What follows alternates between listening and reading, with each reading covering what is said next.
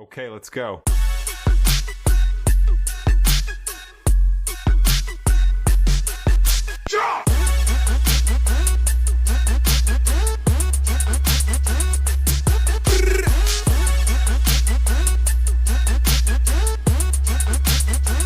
Yo, what's up everyone? Welcome to Craft Core Garage. So today we're gonna be working on my Tundra today, and if you notice this, there's a hole here on my side step. So we're gonna be fixing that today. As you see, it's kind of rusted in there. So just a quick, so I'm gonna be putting a doubler plate on here. That way I can stop it from rusting, and then it's gonna be a little, if I let this just sit like this, it's just gonna keep rotting away, spreading, and then eventually the whole step is just gonna collapse. It's not gonna look the cleanest, but it will do the job. I'll show you what you need to do. So these are some of the tools I'm gonna be using to make that doubler plate. I want to make the doubler plate out of these 1/8 or aluminum. I think it's aluminum, but that's what I'm going to be using. Just need to get the measurements, cut it out. Got my sheet metal cutters here. This is going to help me bend it, and then I have my rivet tool, just a hand riveter, nothing special. This is probably something not a lot of people have. I was an aircraft mechanic, so that's why I have these tools. These are Clecos. They're going to help me hold down. Once I make the doubler plate, it's going to help me hold it in place when I rivet it. You don't need these, but it does help a lot. These are not that cheap either, so if you work on aircrafts, you know what I'm talking about. Let's get to it. I need to get my Dremel, so I'll be using my Dremel to cut out all the rust. And here I keep all my Dremel bits. I just keep everything in totes. When you have a small garage, storage is basically what you need, and so everything just goes in totes and all your cabinets. All right, so this is what I'm gonna use first. All right, so here I got a scale. I'm just gonna measure where I'm gonna make the cuts. So my rivets in here. So my doubler about here. All right, so here I made my markings. So I made the circles to where I'm gonna place my rivets. These are some good spots because they're not near where the cavity is. They're off away from it. Semi-triangles, that's the size my doubler is, my sheets of sheet metal are gonna be. So I'm gonna make some measurements from here to here and here to here. And that's how big my doubler plate is gonna be to cover up this hole and to give it enough distance where it's gonna be structurally sound. All right, well, first I'm gonna measure. So I got 4, wow, that's exactly 4 inches. 4 by 3. Yep, cut out 4 by 3 little sheet from this 1/8 inch sheet metal. Bought this from Amazon for these 2 sheets for $8. All right, so there's my 4 by 3 marking. Next, I'm gonna use my shear cutters and cut this out, and they work just like scissors. Trying to keep it as straight as possible. There we go. So they do bend the metal a little bit, but that's all right. You can always bend it back. Another way to make these cuts is a Dremel as well, if you wish to do that. So because these go a little bit too deep, I might have to do the rest in with the Dremel. So just need some safety glasses. If anyone has a plug for some safety glasses, hit me up. Share their link in the comments. Much appreciated. Yeah, so I'm just gonna use the Dremel.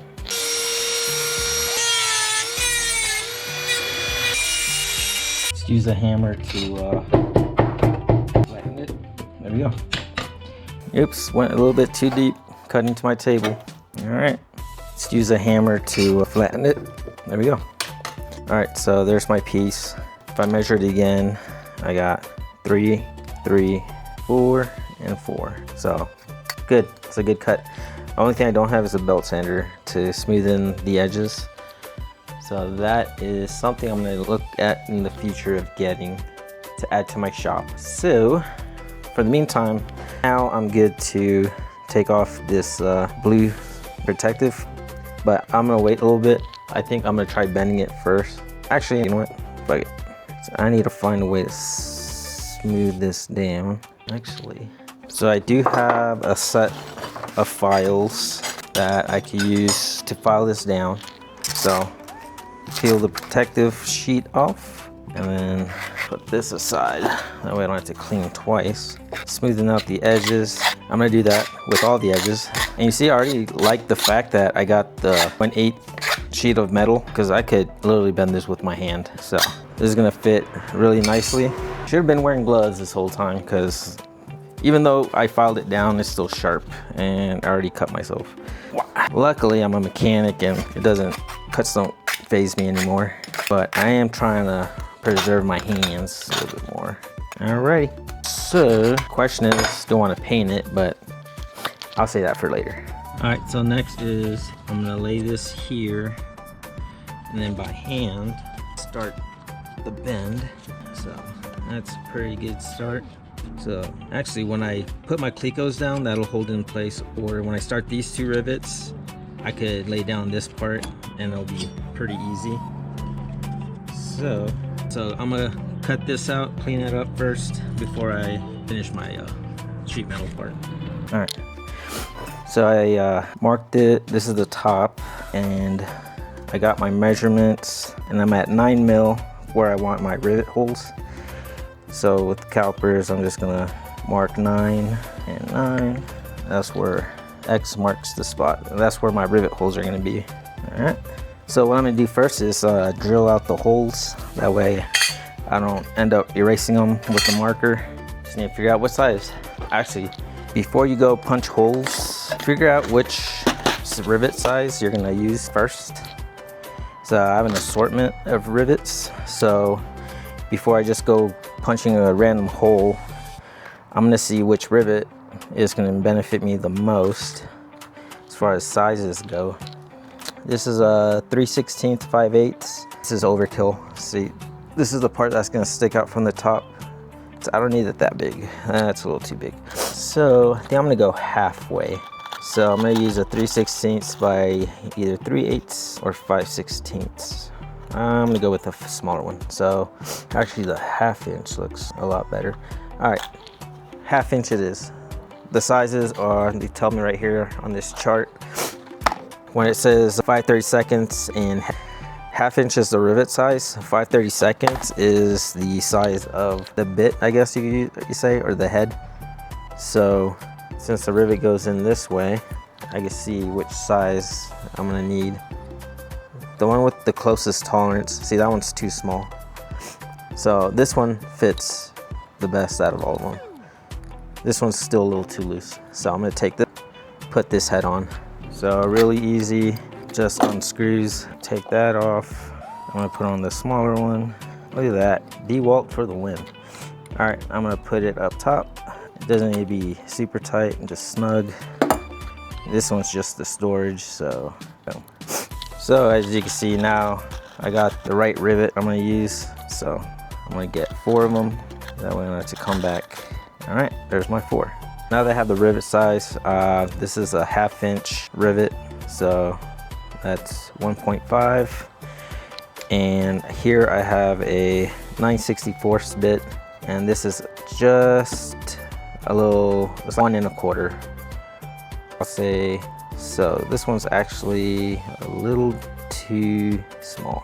This is my 1/2 inch rivet, and this is my 5/36 drill bit, and this will work perfect. All right, so let me drill these holes out first. All right, so here's my plate.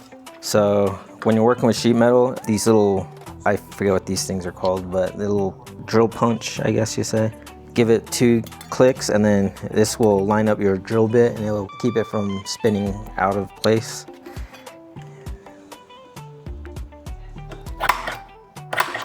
So maybe I should do a pilot hole first. All right, I'm going to use a pilot still first, and I also have a piece of lumber here. All right, now the size I need. There we go. Holes are punched. Now to customize the fit onto the rail. All right, so I'm gonna deburr my holes. That's what she said.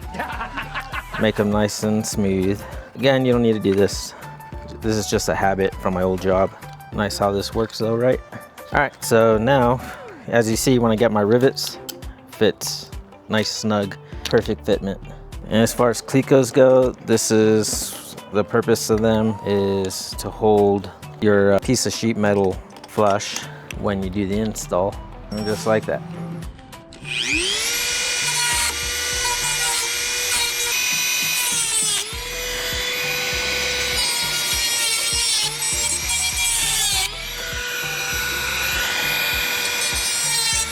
All right, changing the attachments.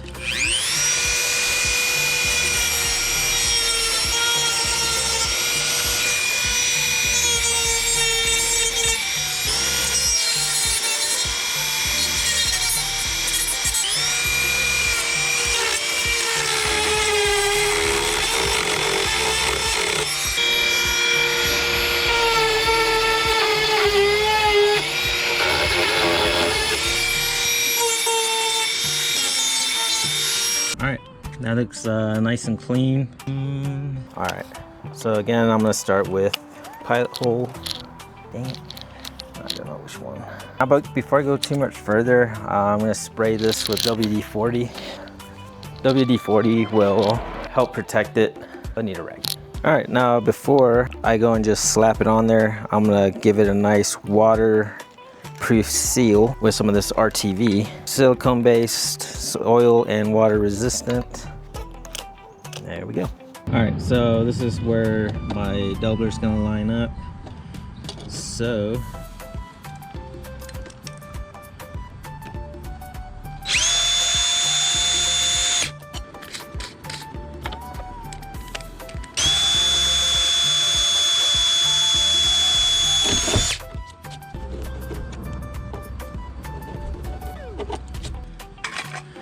my piece of sheet metal right to where I need it.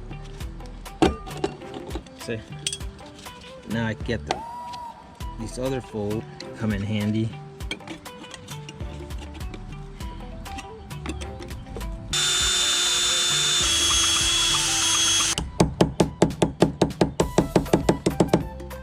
Put to both sides.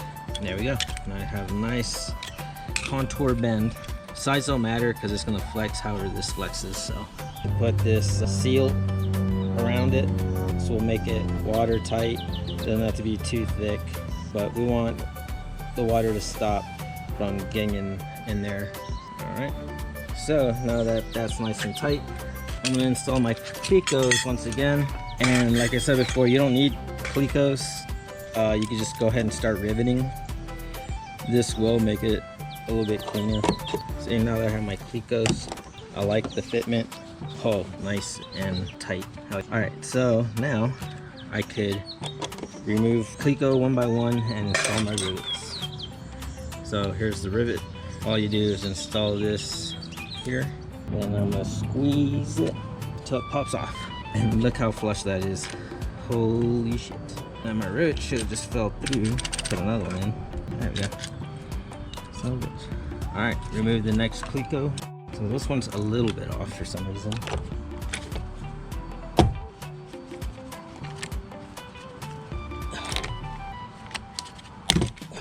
There we go. Alright, now in the later video, I'm going to completely paint this side step once I prep the other side as well. That way I don't have just one side step. But next thing I need to do is grind off whatever rust is growing here. Get that painted. And then there's another pinhole where another hole is starting to develop. But just want to say thank you for watching. Don't forget to hit that like and subscribe. And if you haven't already, go check out my Sawco project.